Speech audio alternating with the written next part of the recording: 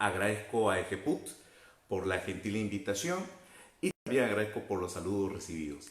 Pues bien, ¿cuál es el desarrollo del tema que hoy corresponde? Primero, justamente en el desarrollo de la profesión, uno de los grandes temas en debate es el de la prisión preventiva. ¿Por qué la Corte Suprema tiene que pronunciarse de manera reiterada a través de acuerdos plenarios, a través de casaciones sobre el tema de la prisión preventiva?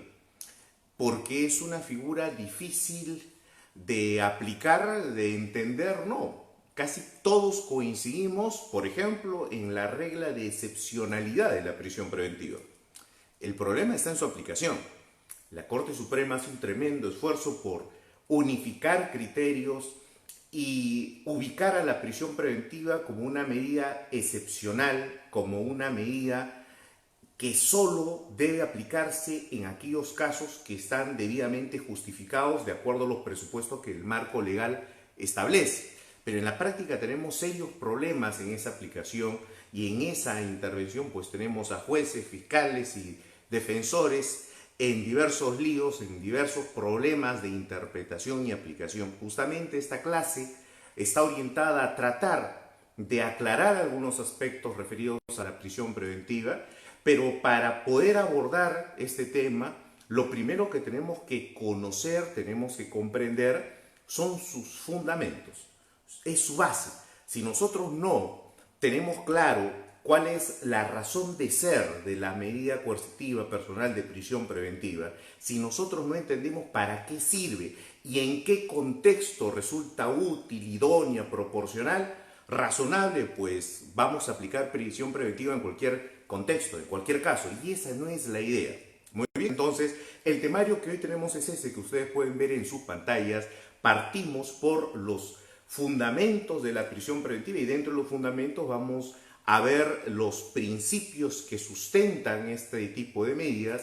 Luego vamos a ver algunos problemas, algunas situaciones que generan conflicto en el día a día en el litigio y vamos a dar unas pautas, algunas propuestas de solución, siguiendo también ya la jurisprudencia en cierto sentido. Muy bien, entonces comencemos por lo primero, los fundamentos.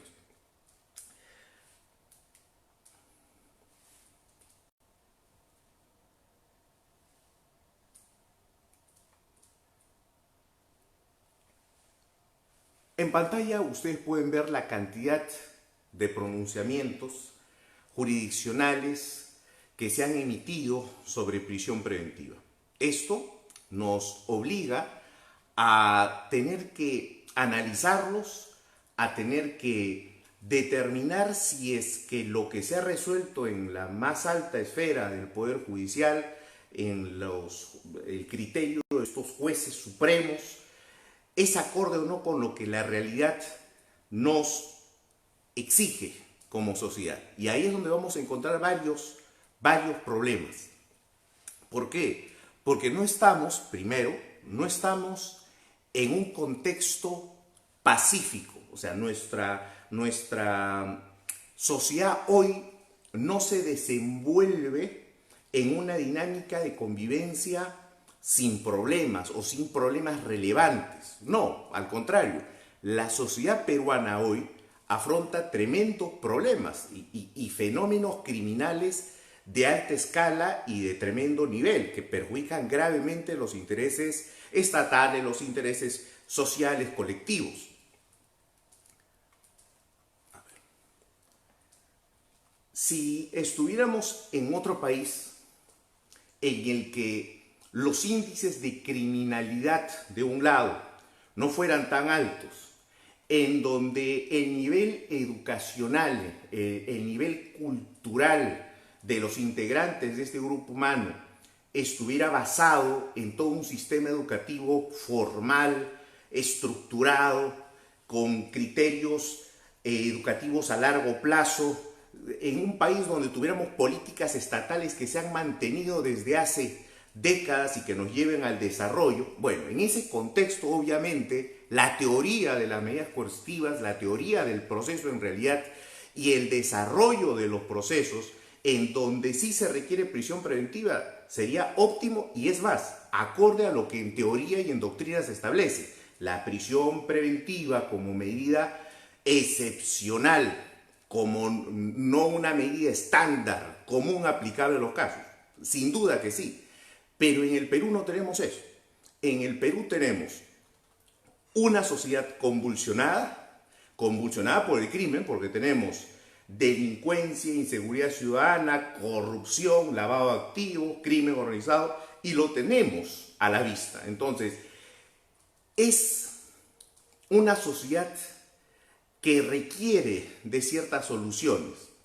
Pero ojo, esas soluciones frente a esos grandes problemas sociales, frente a esa problemática, ante esos fenómenos criminales, la solución no va por el derecho penal.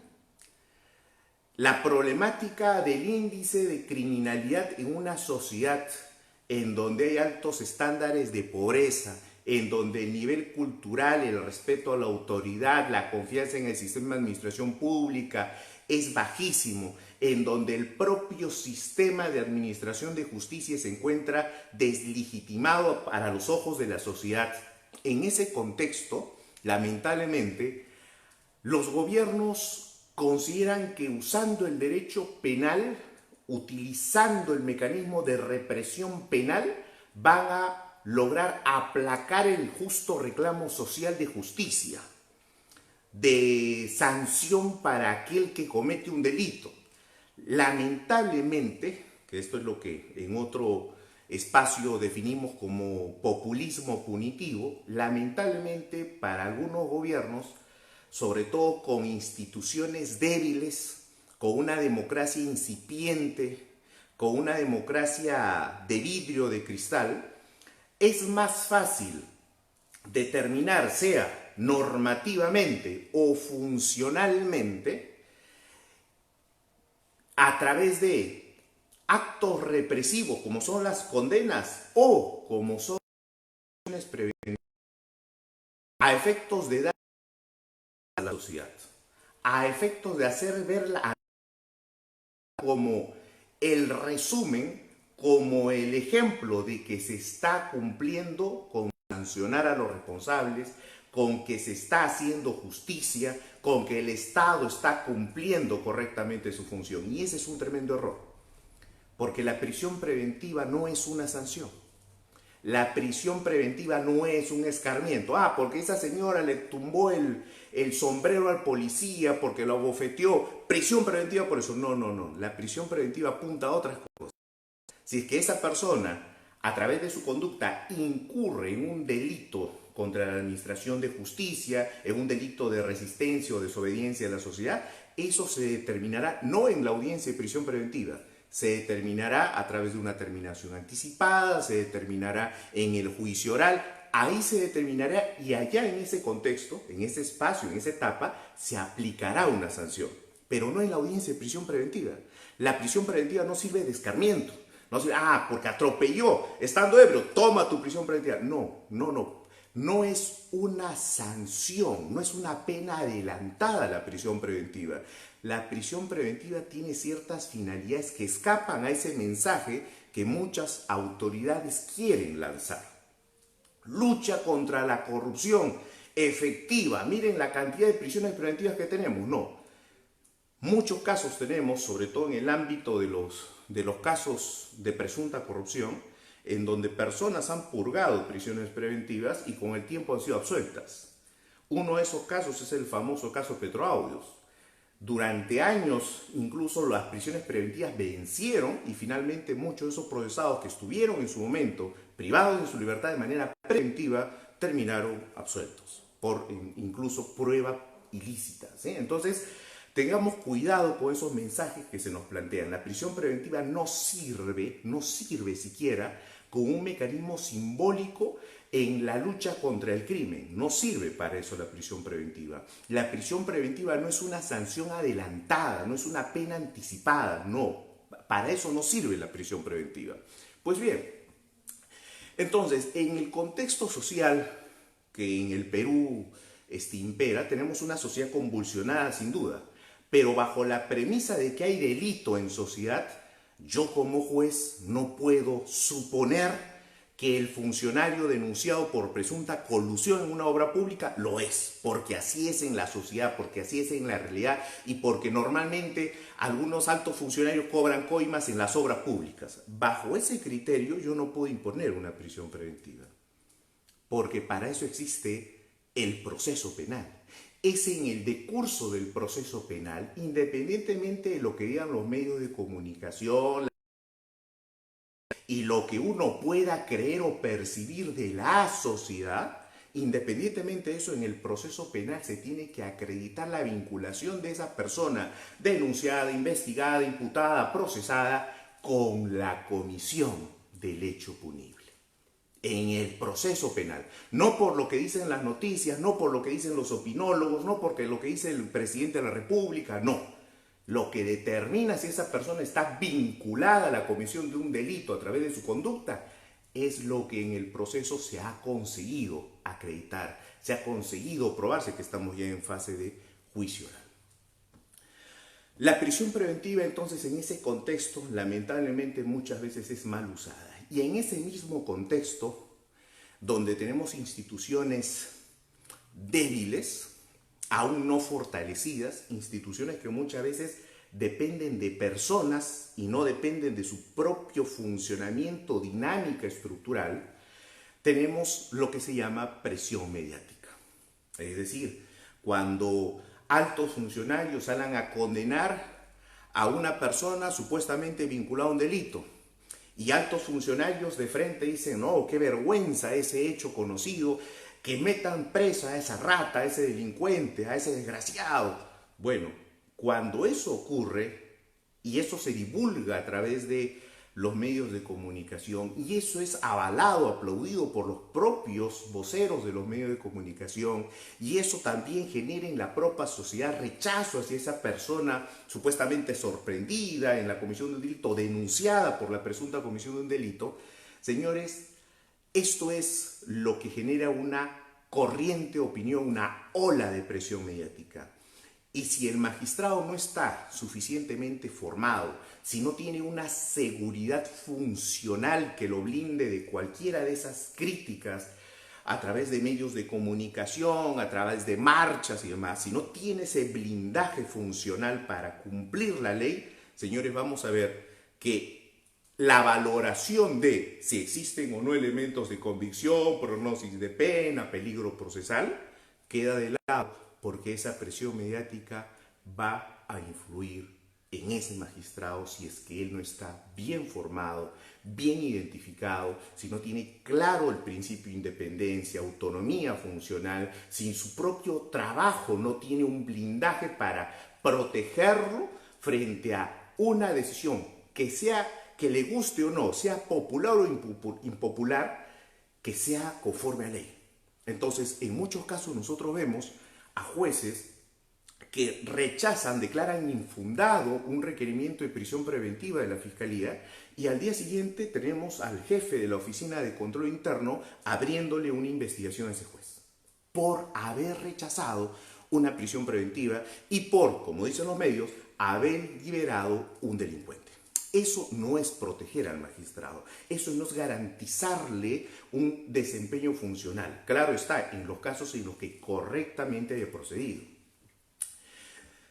Ese contexto, entonces, no es favorable para que se entienda la prisión preventiva como excepcional. Pero ahí viene otro dato importante, el tema cultural. La reforma procesal penal no es simplemente el cambio de un código por otro, no es simplemente establecer plazos aquí que no había en el otro, no es simplemente establecer ciertas audiencias que finalmente no existían en el otro. No. La reforma procesal no es un cambio de ritos. La reforma procesal importa un cambio de sistema, esto es, principios nuevos que ingresan al proceso penal, que van a regir su desenvolvimiento, todo un catálogo de garantías que se exigen cumplir en este nuevo proceso penal, pero también un cambio de mentalidad.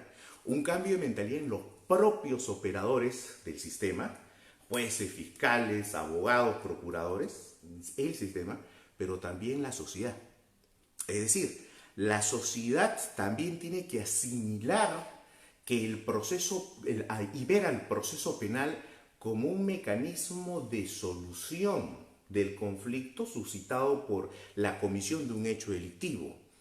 El proceso penal no es un instrumento de vendetta, de venganza. El proceso penal justamente lo que quiere es, primero, determinar si se cometió un delito, determinar si la persona investigada o procesada es la que lo cometió, y si lo cometió y está eso probado judicialmente, sancionarlo y lanzar un mensaje preventivo. El proceso penal está ideado para ello. No es un mecanismo de venganza al cual acudo para meter preso a mi enemigo político, para meter preso a ese funcionario antipopular, ese funcionario odiado por la mayoría de peruanos. No, no, para eso no sirve el proceso penal. El proceso penal entonces está diseñado para solucionar, para restablecer la paz social en justicia alterada por el conflicto penal. Esa es la idea del proceso penal, esa es su finalidad. Y en ese contexto, la idiosincrasia, el desarrollo cultural del grupo humano tiene también que estar en esa sintonía, o tiene que tratar de amoldarse a través de toda una política seria educativa, de estar en esa sintonía y de ver el proceso penal como eso, como un mecanismo de solución. Pero nuestra sociedad no está aún preparada para eso. El Código Procesal Penal del 2004 entró en vigencia en el 2006 como plan piloto en Guágura, hoy ya aplicado a nivel nacional, excepto algunos distritos judiciales de Lima, pero la sociedad no ha estado acostumbrada, no ha estado preparada para lo que se viene.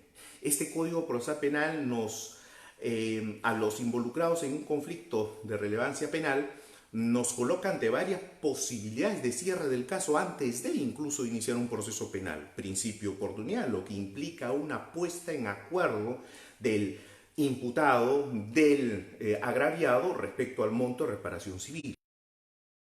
El proceso penal. Inició el proceso penal, mecanismo anticipada, casos graves como la colaboración eficaz, la conclusión anticipada del juicio. O sea, hay mecanismos que permiten justamente que los involucrados en el proceso puedan anticipar la solución del mismo.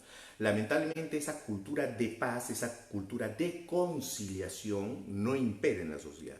Al carterista lo queremos ver preso, al que ha robado varias veces como pájaro frutero, lo queremos ver preso para que no sabe, no vuelva a repetir lo mismo. O sea, esa cultura de la judicialización, de la sanción, de la prisión, lamentablemente la tenemos en la cabeza. Y como sociedad vemos que si en un caso no hay prisión es porque no hay justicia, es porque lo están tratando con guantes de seda, es porque algo debió haber ahí, porque a otro sí, porque a este no. Tenemos que también mejorar y avanzar en el ámbito cultural como sociedad. Lamentablemente no vemos eso. Pues bien, en ese contexto tan convulsionado, tan alterado, es en el que este Código Procesal Penal 2004 entra en vigencia. Y al entrar en vigencia este código, pues choca. Su contenido, sus disposiciones, sus principios, su regulación del proceso, choca contra una realidad que no está lista para asimilar ese cambio, pero que ya la tenemos como una norma de imperativo cumplimiento. Y es ahí donde este código, que establece claramente garantías y establece que la libertad como derecho fundamental debe ser un bien jurídico protegido al máximo, basados en el debido proceso, la presunción de inocencia, la excepcionalidad de las medidas coercitivas graves como la prisión preventiva, ¿sí? Frente a eso, entonces tenemos que estas disposiciones, esta regulación es puesta en manos de magistrados, de operadores, de jueces, auxiliares jurisdiccionales, fiscales, que fueron formados con el antiguo código, con el antiguo sistema, en donde la prisión preventiva, recuerda, incluso era de oficio, apenas se formulaba la denuncia penal, no existía siquiera audiencia de presentación de cargos, se recibía la denuncia penal, se emitía el auto de apertura de instrucción o auto de inicio de procesamiento y se dictaba la medida de prisión preventiva casi de manera automática. Bueno, esos magistrados que trabajaron de esa manera hoy están aplicando este código. Entonces, ¿qué pasa con aquellos que no han sido debidamente capacitados? Aquellos que no han interiorizado el cambio de sistema, que no han interiorizado los principios y las garantías de rango constitucional que guían este procedimiento. ¿Qué pasa con esos operadores? ¿Cómo van a interpretar las disposiciones que este nuevo código trae y cómo lo van a aplicar a los casos concretos, como lo venían haciendo antes? Por eso es que hay tanta excepcionalidad a la regla. Por eso es que hay tanto criterio errado respecto al arraigo, a los presupuestos de la prisión preventiva, a los elementos de convicción graves y fundados. Por eso es que hay esa confusión, y esa confusión parte por lo esencial. No se entienden los principios del código y mucho menos los principios de las medidas coercitivas. Y es ahí a donde vamos a entrar enseguida. ¿Cuáles son esos principios de los que se habla en doctrina, en teoría, y que, ojo, el código recoge? El código lo recoge, ni siquiera podemos decir que esto simplemente es un esfuerzo teórico que compartimos y que traemos a debate. No, el código recoge estos principios en los preceptos generales de las medidas de coerción procesal. Los recoge y los desarrolla. Pero antes de entrar a los principios tenemos que entender de qué hablamos cuando preventiva. ¿A qué hacemos referencia? El proceso penal de por sí es un instrumento. A través del proceso penal, lo que hacemos es aplicar el derecho penal. ¿Quién lo hace? Monopólicamente el Estado. El derecho penal solo es ejercido, solo es aplicado, solo es administrado por el Estado a través de sus diversos agentes bajo dos grandes funciones. Una primera función es una función persecutora a cargo de un órgano encargado de la investigación, un órgano encargado de determinar si el hecho amerita o no ser procesado penalmente, un órgano encargado del ejercicio de la acción penal, un órgano encargado de la prueba, de la probanza de su acusación. Esto está a cargo entonces del Ministerio Público, función persecutora. La otra función, que es la función decisora, o en algunos libros de doctrina lo van a encontrar como la función sancionadora, está a cargo del Poder Judicial. Entonces, frente a una imputación fiscal contra X persona respecto a la comisión de X delito, es el órgano jurisdiccional, el Poder Judicial, quien va a determinar si esa persona resulta ser inocente o resulta ser responsable penalmente de lo que se le atribuye.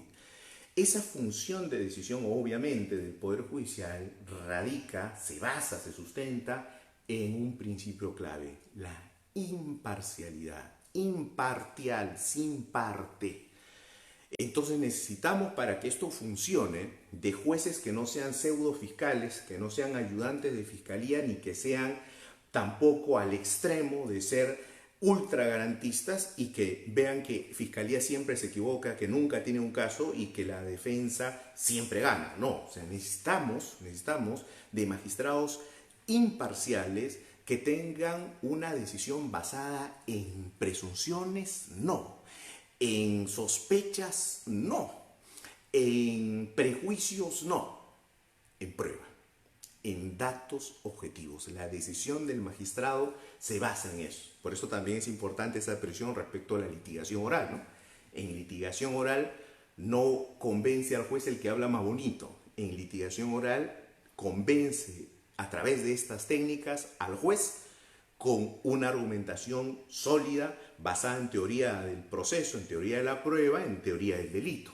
Obviamente aplicada todo eso a un caso concreto, a un hecho concreto. Entonces, las medidas coercitivas en este contexto, en este contexto del proceso penal, las medidas coercitivas vienen a ser un instrumento de este proceso. Por eso también se le llama instrumento del instrumento. El proceso penal en realidad es un instrumento. Y para que este instrumento tenga eficacia, es decir, logre su objetivo, que es esclarecer los hechos, de ser el caso, aplicar la sanción penal, de ser el caso, absolver a la persona, para que logre esa efectividad, las medidas coercitivas sirven de garantía. ¿De garantía de qué? Para evitar que en el decurso de ese proceso el sujeto procesado pueda sustraerse de la acción de la justicia, pueda fugar, para evitar que este sujeto investigado, estando libre en el proceso, oculte pruebas, destruya pruebas, busque a los testigos, busque a los peritos, los coacte, los intimide, los obligue a cambiar su versión para que no obstaculice la actividad probatoria, la búsqueda de la verdad. ¿Para qué también? Para evitar que este sujeto, sabiéndose responsable a efectos de evadir lo que le corresponde a él resarcir a causa del daño generado por su conducta, elimine su patrimonio, lo oculte, lo desaparezca, lo transfiera, se genere una insolvencia patrimonial. Para evitar eso, entonces, este proceso penal necesita de ese instrumento que garantice que en su decurso se va a lograr efectivamente la eficacia que se espera. De nada sirve avanzar una investigación de un caso complejo de 36 meses, pasar por una tediosa fase de control de acusación y cuando lleguemos a juicio no poder iniciarlo porque los sujetos huyeron, porque los sujetos no están presentes. Juicio oral no se inicia sin presencia de los acusados. Entonces, en esos casos, el desarrollo del proceso se frustra, se trunca, se obstaculiza. Para evitar eso tenemos medidas coercitivas. De nada me sirve un procesamiento que demora años en casos complejos, en donde al final, a través de un arduo debate probatorio, se logra determinar la responsabilidad penal de los acusados, pero esa sentencia no puede aplicarse porque los acusados, estando en libertad, fugaron, desaparecieron y evaden la acción de la justicia. A esa eficacia del proceso es a la que sirven las medidas coercitivas. De nada sirve determinar que hubo un gran daño al Estado a raíz de la conducta punible imputada a los acusados y que este daño asciende a 1 millón de soles cuando al final en el proceso nunca se garantizó ese pago. No hay embargos en ningún tipo, no hay ninguna medida que haya garantizado patrimonialmente el pago de la reparación civil. Las medidas coercitivas sirven para garantizar eso justamente. Entonces, bajo esta idea de las medidas coercitivas tenemos pues dos grandes tipos de medidas coercitivas. Las medidas coercitivas reales y las medidas coercitivas personales. Las reales son las clásicas que conocemos, que el Código también desarrolla, como el embargo, la incautación, y tenemos también otras medidas a las que el Código hace referencia y son de aplicación supletoria, las que están establecidas en el Código Procesal Civil. Las medidas coercitivas personales, llámese comparecencia con restricciones, arresto domiciliario, impedimentos de salida, prisión preventiva, etc., están orientadas a afectar la libertad ambulatoria del ciudadano, justamente para evitar esa fuga, justamente para evitar que estando libre obstaculice, entorpezca la actividad probatoria. Y esta tipología de medidas coercitivas personales, cada una tiene una característica, presupuestos, formas y plazos específicos. El juez no puede inventar medidas, no puede aplicar medidas personales utilizando otra norma. No, las medidas coercitivas de carácter personal en el proceso penal son aquellas que la ley procesal penal establece en específico conforme a su forma, conforme a sus requisitos y conforme a los plazos que la misma norma establece. Entonces, estas medidas de coerción van a tener por finalidad, en resumen, evitar la fuga del procesado, evitar que estando libre entorpezca u obstaculice, obstruya la actividad probatoria, el esclarecimiento de los hechos, la búsqueda de la verdad, y evitar que pueda desprenderse de su patrimonio, generarse una insolvencia sobrevenida, puede eliminar o ocultar patrimonio a efectos de evitar pagar la futura reparación civil. Pero el Código además añade una adicional, que es la de la llamada evitar la repetición delictiva. Es decir, que el sujeto que presuntamente ha cometido un delito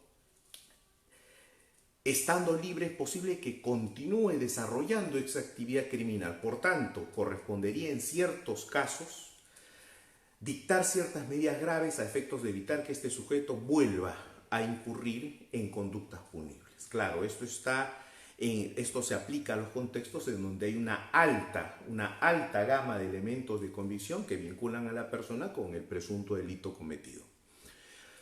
Esas son las finalidades y los principios que tenemos, que son los que inspiran a estas medidas, son los que podemos ver aquí en pantalla. Primer principio, el principio de excepcionalidad. ¿Qué significa esto?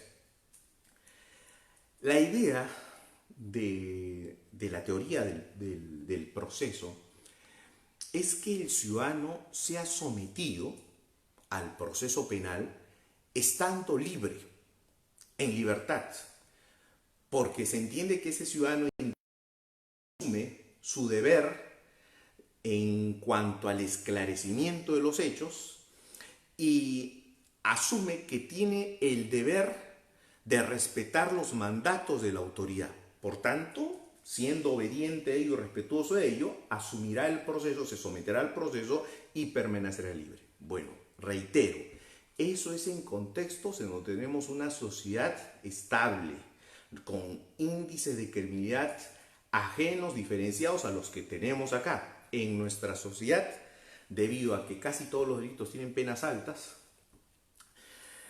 y debido a que no es fácil contar con domicilios o ubicaciones de domicilios fijos, a que no hay formalidad en residencia, no hay formalidad en trabajo, entonces se torna muy complicado aceptar la premisa de que el ciudadano debe asumir el proceso estando libre. Complicado, pero no imposible.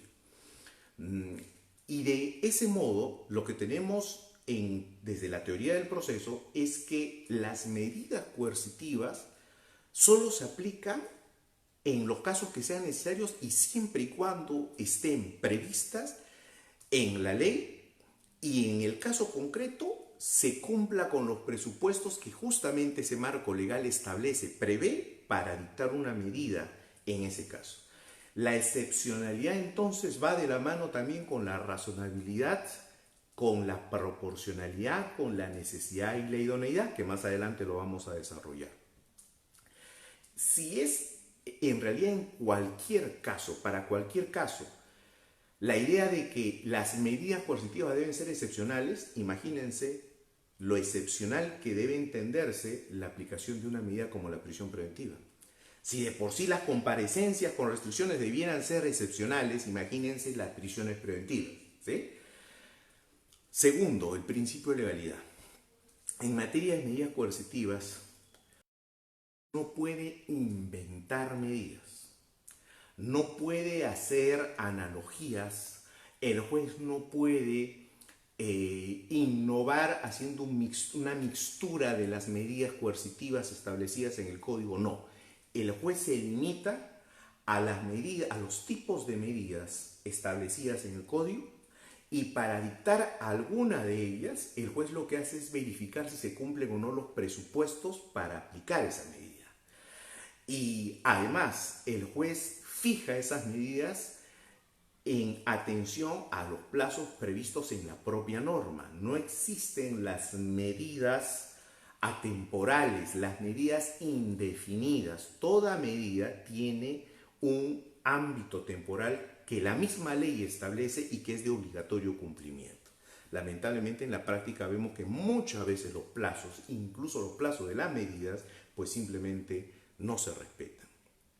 Y este principio, el principio de legalidad, va de la mano con el principio también de razonabilidad, con el principio de proporcionalidad, con el principio de variabilidad o provisionalidad de las medidas. Siguiente principio, el principio de jurisdiccionalidad. ¿Qué significa esto? Que las medidas coercitivas tienen que ser ordenadas, previa evaluación, por el juez. Es el juez de investigación preparatoria quien resulta legitimado para dictar estas medidas previo pedido de la parte legitimada. Y el Código Procesal Penal ahí sí es claro. Las medidas coercitivas de carácter personal las solicita el Ministerio Público y las de carácter real, dada que la pretensión civil le corresponde al actor civil. El principio de jurisdiccionalidad, entonces, importa que sea el juez quien dicte estas medidas. ¿Cuál es la razón de ser de esto? Que toda medida coercitiva va a terminar afectando derechos fundamentales del ciudadano. Y para que se logre esa afectación, se tiene que un trámite a efectos de garantizar que esa afectación sea legítima, sea legal, sea conforme a ley. ¿Quién garantiza eso? El juez. Y si ese juez se equivoca, tenemos el mecanismo de la segunda instancia para revisar, para que el superior jerárquico revise esa decisión. ¿La jurisdiccionalidad encuentra excepciones? Sí. ¿Cuál es la excepción? Los casos de urgencia e inmediatez. Por eso es que nuestro propio ordenamiento procesal penal, al regular la flagrancia, establece que la Policía Nacional puede, está legitimada constitucionalmente para detener en contexto de flagrancia o cuasi flagrancia a las personas sospechosas. En los casos en contexto de flagrancia se procede a la incautación y posteriormente se pide su confirmatoria. No se necesita una orden judicial para proceder en esos casos excepcionales. Siguiente principio, el principio de provisionalidad. Las medidas coercitivas temporales y estas van a tener como plazo máximo de duración lo que demora el proceso penal. Plazo máximo. Pero ojo, ¿es posible que el proceso penal se extienda más allá de los plazos que se establecen para las medidas coercitivas? Sí, sí es posible. Diversas causas pueden generar eso, no siempre dilaciones indebidas, no, sino causas ajenas al control de los sujetos procesales. Entonces, ¿es posible que el proceso se extienda más allá de los plazos de la medida coercitiva? Sí. Entonces, en esos contextos se determina pues que la medida coercitiva tiene que levantarse. Al vencerse los plazos máximos que se establecen para las medidas coercitivas, no corresponde ampliarlos más allá de lo que la ley establece. Esto va de la mano con el otro principio, el principio de legalidad. Pero aparte de la provisionalidad hay otro principio que es el de la variabilidad. La variabilidad ya no tiene que ver con el tiempo limitado de duración de una medida, sino que en ese tiempo de duración, fijado legalmente o fijado por el juez, esta medida puede cambiar, puede ser sustituida, puede ser variada, puede ser reemplazada. Y entonces, a través de la variabilidad, por ejemplo, durante el decurso de un proceso penal, incluso se puede ordenar el levantamiento de una medida de embargo, o si las personas, al ser procesadas, es decir, cuando fueron imputados a través de la disposición de formalización y continuación de la investigación preparatoria, el fiscal les solicitó comparecencia simple, es posible que en el decurso de la investigación, al aparecer elementos de convicción graves y fundados que los vinculan gravemente con el hecho delictivo, o al incrementar la magnitud del hecho delictivo y los elementos que los vinculan con su comisión, es posible que se pueda variar, primero hacer el pedido de variación y cambiar esa comparecencia simple por una comparecencia con restricciones, por un impedimento de salida, por arresto domiciliario, por prisión preventiva. ¿Es posible ello? Sí, a eso se refiere la variabilidad. Es posible que, habiéndose formalizado la investigación y habiéndose dictado prisión preventiva contra estos procesados, al aparecer durante el decurso de la investigación preparatoria nuevos elementos de comisión que los desvinculan del hecho delictivo, que le restan nivel de participación en la comisión del hecho delictivo, es posible que se pueda solicitar el cese de la prisión preventiva. Sí, variabilidad. Luego tenemos el otro principio que es el de proporcionalidad. A través del principio de proporcionalidad se exige al juez que haga un balance, que desarrolle un razonamiento en el que evalúe la magnitud del daño causado por el hecho imputado y evalúe la magnitud de la afectación a su derecho que va a generar la medida que él imponga.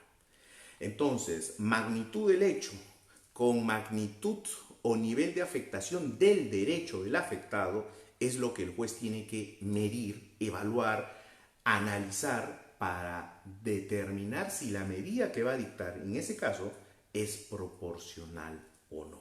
Tiene una relación de equivalencia, de razonabilidad, de proporcionalidad, necesidad y idoneidad con el hecho. Siguiente principio, la razonabilidad. La razonabilidad en materia procesal tiene que ver con lo que resulta lógico y con lo que es objetivo. Entonces, lo razonable frente a una imputación por un delito grave, si es que se me está pidiendo a mí como juez una prisión preventiva, lo razonable es que quien me pide la no solo plantee el tipo penal grave, ¿no? Lavado de activos, ya, está bien. Usted dice que le imputa el delito de elementos de convicción, torna razonable esa imputación, estimable. ¿Qué datos vinculan a esta persona con el hecho que usted plantea? Lavado de activos, ¿en qué modalidad?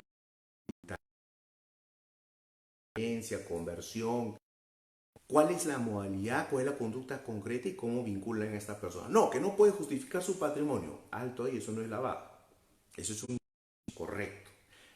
¿Cómo vinculamos a esta persona con un acto criminal, una conducta compleja, una conducta que implica un proceso comercial, financiero, bursátil, a través del cual se haya simulado ciertos actos para ingresar dineros ilícitos o capitales ilícitos a sabiendas del origen ilícito de este patrimonio? O sea, ¿cuál es el dato concreto? Si no tienes elementos objetivos, tu pretensión no es razonable. Y por tanto, la medida que me estás pidiendo no resulta razonable para este caso. La razonabilidad tiene que ver con esa apreciación, con esa elaboración de un razonamiento basado en premisas no contradictorias, coincidentes, que permitan fluir y arribar a una conclusión. Si es que tu plan como requiriente, como fiscal en una prisión preventiva no me lleva a ello, tu planteamiento no es lógico, no es razonable y obviamente la medida que pides tampoco lo es. Siguiente, la necesidad. El principio de necesidad de las medidas coercitivas determina que para el caso en concreto, el tipo de medidas que se está solicitando resulta necesario a efectos de evitar justamente el peligro, el riesgo. Esa es la finalidad de las medidas, acuérdense, ¿no? Garantizar, evitar fuga, evitar obstrucción, evitar o impedir insolvencia, afectación al patrimonio. Bueno, en este caso, resulta necesaria la medida. Estos criterios tienen que ser desarrollados por el juez, aplicados al caso en concreto. ¿Es necesaria porque lo creo, porque lo presumo o porque objetivamente se sustenta? Porque objetivamente se tiene que sustentar en el caso concreto. Utilidad. La utilidad tiene que ver con los fines de la medida. ¿Resulta útil la medida para evitar el riesgo de fuga? Sí. ¿Por qué? Porque hay elementos de convicción graves, fundados, que vinculan a la persona con la comisión de un delito. Ese delito es un delito grave cuya prognosis a futuro supera los 4 años de pena privativa de libertad. Y además hay riesgo procesal porque este señor, en casos lo hemos tenido que atrapar, intentó rehuir la acción de la justicia, datos objetivos que vinculan a la persona y que permiten inferir a través de un razonamiento expuesto que la medida resulta útil. La idoneidad tiene que ver más con la forma de la medida. Podemos tener un caso donde hayan elementos de convicción graves y fundados, ¿sí? Un caso. Donde la prognosis de pena sea alta, perfecto. Donde exista peligro procesal, perfecto. Pero ojo, ¿qué pasa si la persona procesada tiene 80 años? En ese caso, cumple todos los presupuestos para una prisión preventiva, sí, pero ojo, hay otra medida idónea, que puede ser el arresto domiciliario. La idoneidad, el análisis de ver qué medida resulta correcta y acorde a la finalidad, a la necesidad del caso, es lo que el juez tiene que exponer, tiene que fundamentar en la decisión al dictar esta medida. Y finalmente el principio dispositivo. A diferencia del antiguo código, el Código Procesal Penal del 2004 establece que las medidas de coerción no son de oficio, se dictan por el juez a petición, a requerimiento de parte. Medidas coercitivas de carácter personal las solicita el fiscal, medidas coercitivas de carácter real las requiere el actor civil, que es el que tiene la pretensión civil en el caso concreto. Muy bien, entonces, estos principios que están establecidos en el propio Código Procesal Penal, que no son una abstracción de lo que en el Código se establece, no, están establecidos y reconocidos en el Código Procesal Penal. ¿Estos principios son una innovación del juez? No. Es lo que rige, esta es la esencia de las medidas coercitivas. Entonces, cuando la Corte Suprema dice, además de los presupuestos establecidos en el artículo 268 para la prisión preventiva, debemos de tener en cuenta la necesidad, utilidad e idoneidad de la medida. Cuando la Corte Suprema nos dice eso, no se está inventando nada. La Corte Suprema lo que está haciendo correctamente es instar a que se respeten, a que se apliquen, a que se expongan, se motiven justamente los principios acordes inherentes a ese tipo de medidas. Lamentablemente esto lo tomamos a veces como algo novedoso, como algo adicional a, cuando esto es implícito, cuando esto es propio de ese tipo de medidas. Muy bien. Ahora, dicho esto entonces, vamos a pasar a el desarrollo en concreto de lo que es la prisión preventiva. El marco legal ya lo conocemos, el Código Procesal Penal lo tiene esto perfectamente regulado, si bien hay algunas posturas respecto a que hay que hacer ciertas modificaciones o mejoras al código en cuanto a la redacción del artículo 268 y siguientes que regulan justamente la prisión preventiva. Como toda norma, el Código Procesal Penal es perfectible, es mejorable, pero si es que logramos entender correctamente los principios, las bases que rigen a este tipo de medidas, no tendríamos por qué añadir algo más, no tendríamos por qué constantemente estar haciendo interpretaciones en búsqueda de uniformizar criterios, porque debemos de entender estas medidas. La prisión preventiva, en definitiva, no es otra cosa que la medida de coerción procesal de mayor magnitud que un ordenamiento procesal penal contempla. La medida de prisión preventiva apunta a tener al sujeto procesado privado de su libertad en atención a razones vinculadas a lo que en teoría general de las medidas coercitivas llamamos la verosimilitud del derecho, que para nuestro caso lo que vendría a ser es la vinculación de la conducta del procesado con la comisión del hecho delictivo, y dos, el propio peligro procesal, el propio peligro que surge del desarrollo del proceso, pero para fines de la prisión preventiva es un peligro que tiene otro nivel de evaluación conforme vamos a ver. 268, cuando regula la prisión preventiva, parte por establecer sus presupuestos y de frente nos lleva a lo que se denomina como la existencia de elementos de convicción fundados y graves que vinculan al sujeto con la comisión del hecho imputado. Pero antes de esto debemos de... Resulta necesario y de manera muy relevante que exista una imputación concreta contra esa persona. Una imputación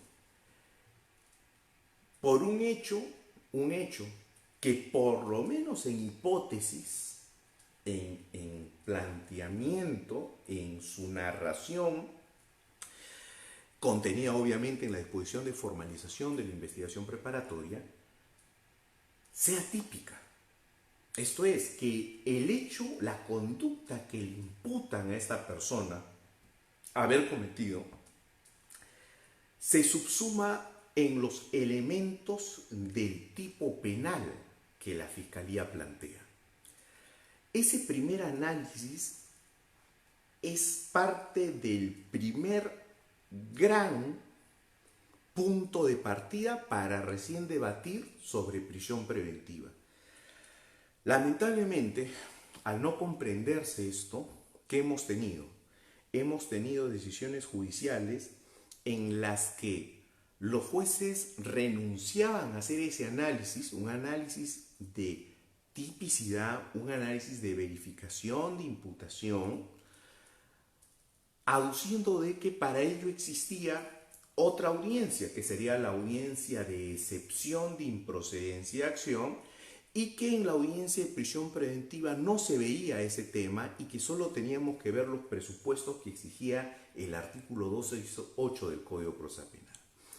Obviamente esa es una decisión errada, equivocada. La Corte Suprema incluso en 2 casaciones se contradijo al respecto, pero aquí es donde podemos evitarnos confusión si es que entendemos lo siguiente. Sería ir contra el debido proceso, contra el principio de presunción de inocencia, contra el derecho fundamental a la libertad, si es que admitimos que la judicatura evalúe si una persona debe ir presa o no, sin entender siquiera, sin analizar siquiera y sin tener claro si los hechos imputados son o no típicos. Eso sería ir contra el ordenamiento legal, hacer una interpretación sistemática. Eso sería atropellar derechos fundamentales del ciudadano. Pasar por alto ese primer análisis, esa primera verificación de imputación, tornaría en no solo arbitrario, sino en transgresor de derechos fundamentales, justamente un mandato de prisión preventiva. Imagínense en el caso en que el juez al defensor en una audiencia le diga: oiga, abogado defensor, vámonos de lleno al tema, vamos a analizar los elementos de condición de frente, el tema de si la imputación es típica o no, hágalo usted valer en otra audiencia, plantee usted su escrito de excepción de improcedencia de acción por atipicidad, yo convoco audiencia y lo veamos. ¿Qué pasaría si este juez, sin ver el tema de tipicidad, en esa audiencia de prisión preventiva declara fundado el requerimiento de prisión preventiva de la Fiscalía? 9 meses de prisión para el procesado.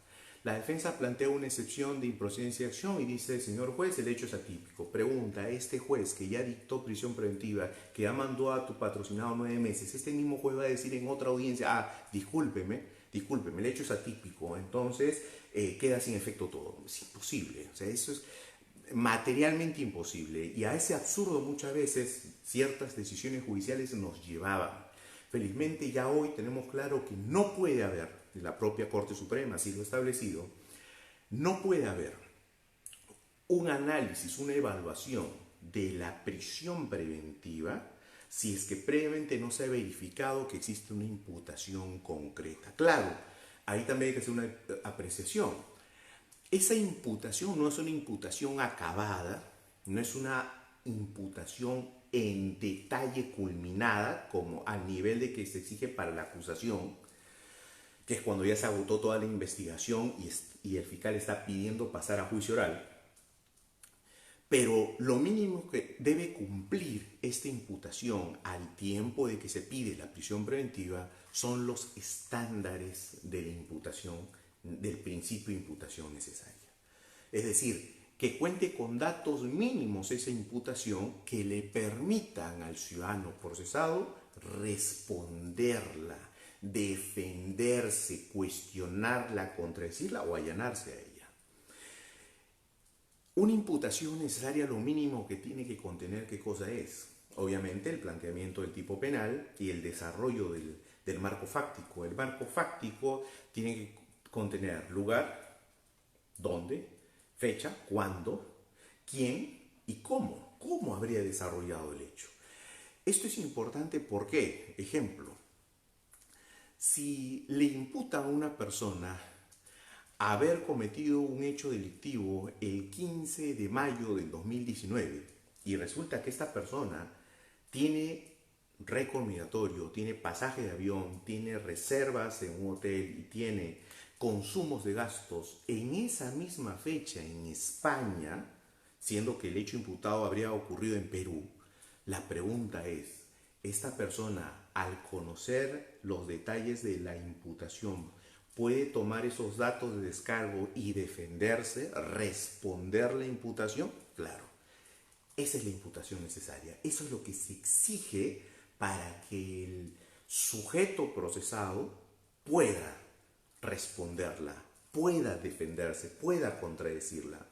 Cuando esa imputación no cuenta con estos datos mínimos, tenemos una imputación no solo genérica, sino que al no especificarse cómo se habría desarrollado el hecho, no se cumple con la verificación de los elementos de tipo. Se le imputa a Juan Pérez haber lavado activos por la suma de 10 millones de dólares. Muy bien, ¿cómo lavó los activos? ¿Cómo lavó los activos? Lo hizo a través de una transferencia, lo hizo a través de conversiones sucesivas, lo hizo a través de ocultamientos o tenencias, administrando, utilizando, custodiando. ¿Cómo?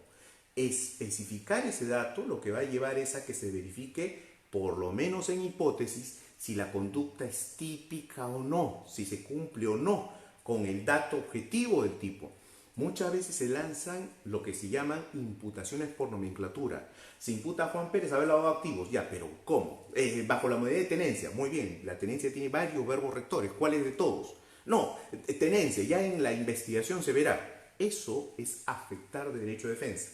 Eso es afectar imputación necesaria. Eso es quebrantar derechos fundamentales. Muy bien, entonces, bajo esta óptica, entonces, tenemos que el primer punto, el punto de partida para hacer el análisis de la prisión preventiva es la imputación. Imputación concreta, imputación por un hecho típico, obviamente no probado. En hipótesis, imputación por un hecho típico. Y luego recién vienen los presupuestos, elementos de convicción, prognosis, peligro procesal. Aquí vamos a ser muy breves porque ya el tiempo no nos da. Miren ustedes cómo es que resulta primero necesario hablar de las bases de la medida coercitiva, de los principios y finalidades de la medida coercitiva para recién analizar esos presupuestos. Primer presupuesto, y ahí entramos a las problemáticas. Primer presupuesto, nos dice el Código Procesal Penal en su artículo 268 que deben de existir al momento que se requiere la prisión preventiva elementos de convicción fundados y graves. Primer dato ahí. Estos elementos de convicción no son aquellos que van a llegar en el decurso de la investigación. No es lo que el fiscal espera que la próxima semana llegue, no. Estos elementos de convicción son los que el fiscal ya tiene que tener al momento en que hace su planteamiento de prisión preventiva. La prisión preventiva no es una sospecha futuro, la prisión preventiva requiere elementos en el momento. Entonces, tenencia ilegal, bueno, el arma, ¿se ha determinado que está en funcionamiento? No, en 2 semanas va a llegar la pericia que determine si funcionaba o no el arma. Señor, no tiene usted elementos graves, fundados, que vinculen a la persona con un delito. Así de simple. Segundo, ¿qué cosas son elementos graves y qué cosas son elementos fundados? Ya en jurisprudencia se ha desarrollado el primer término. Los elementos graves son aquellos que se respaldan entre sí, que se corroboran entre sí y que le dan fuerza a la incriminación, que agravan la incriminación. Esto es, una sola sindicación, la versión del denunciante no es un elemento de convicción grave, es un elemento de convicción, sí, pero no es grave. En cambio, si esa declaración del denunciante se corrobora con la declaración de testigos, esa versión señalada se verifica en un audio, en un video, ya tenemos elementos de comisión graves. elementos que se corroboran, se respaldan entre sí y agravan la imputación. ¿Qué cosas son elementos fundados? Muchas veces se ha toreado esta definición. Lo fundado no es lo creíble, lo fundado no es lo verificable, no, para eso justamente son los elementos graves. El elemento de convicción fundado es aquel que ha sido recabado, que ha sido obtenido, conseguido legítimamente. Un audio producto de una interceptación telefónica ilegal, de un chuponeo, no es un elemento de convicción fundado. Un dato de un material robado al investigado no es un elemento de convicción fundado, porque le quita legalidad al elemento de convicción.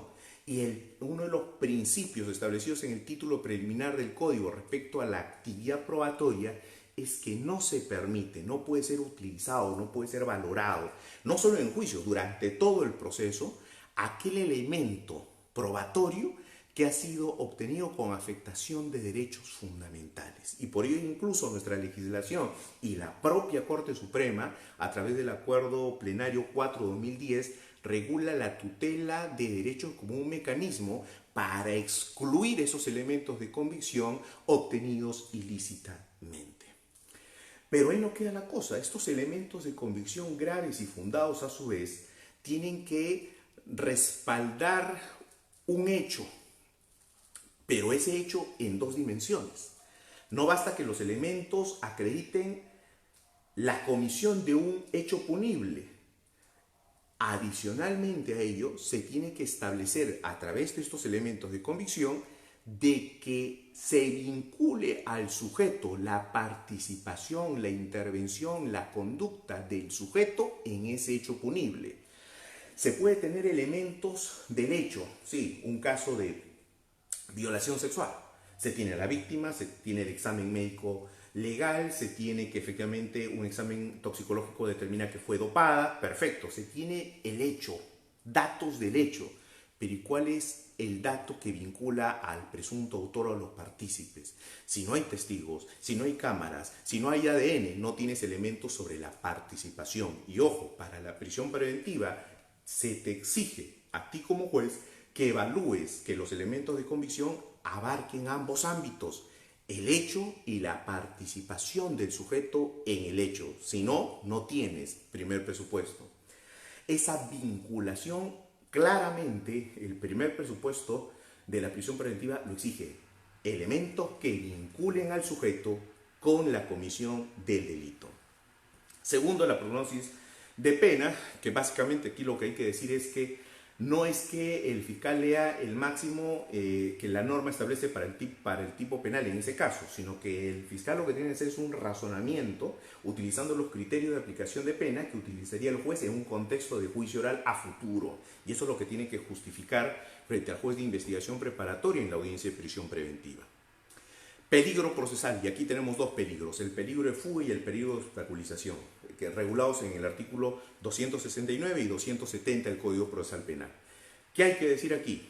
Primero, estos peligros no son meras suposiciones, no son prejuicios, no son invenciones. Estos peligros tienen que estar respaldados en datos objetivos, claro está, no de que ya hayan ocurrido, sino de que pueden ocurrir, por eso son peligros a futuro. Entonces, un peligro de que el sujeto puede evadir la acción de la justicia, su récord migratorio, el hecho de que tenga familiares en otro país y que la imputación lo vincule gravemente con los hechos son datos objetivos. El hecho de que el sujeto pueda obstaculizar la acción de la justicia. Uno de los testigos le indica al fiscal que ha recibido llamadas constantes o mensajes de texto de su coprocesado, quien le dice, declara con cuidado, no hables demasiado, te puede ir muy mal. Tenemos un dato concreto que permite apreciar ello. El hecho de que el sujeto haya ocultado información, de que el sujeto haya escondido documentos anteriormente es un dato claro de peligro procesal. Que el sujeto en un momento del proceso haya tratado de destruir información, USBs, papeles que lo vinculen a él con el delito es otro dato que puede sustentar ese peligro procesal, pero ese peligro procesal tiene que ser en concreto. Estando libre el procesado, ¿Qué puede destruir? Si ya todo lo incautó la fiscalía, no hay nada que destruir. ¿A quién puede coaccionar? Si ya todos declararon, no hay ningún peligro. Datos objetivos, puntuales en el caso concreto. Apreciados colegas, espero que lo dicho haya sido de su interés, de utilidad desde nuestro humilde rincón en el ámbito académico y profesional. Para mí es un gusto haber compartido estos minutos con ustedes y espero, como siempre, volver a reencontrarnos en un próximo espacio académico, encontrarnos en los tribunales, los pasillos de la Fiscalía, la Policía o el Poder Judicial. Ha sido un verdadero honor. Les reitero mis saludos por este día de la profesión en el que ustedes están capacitando. Aceptar la reforma, asimilar la reforma y luchar por lo justo. Un gusto. Gracias.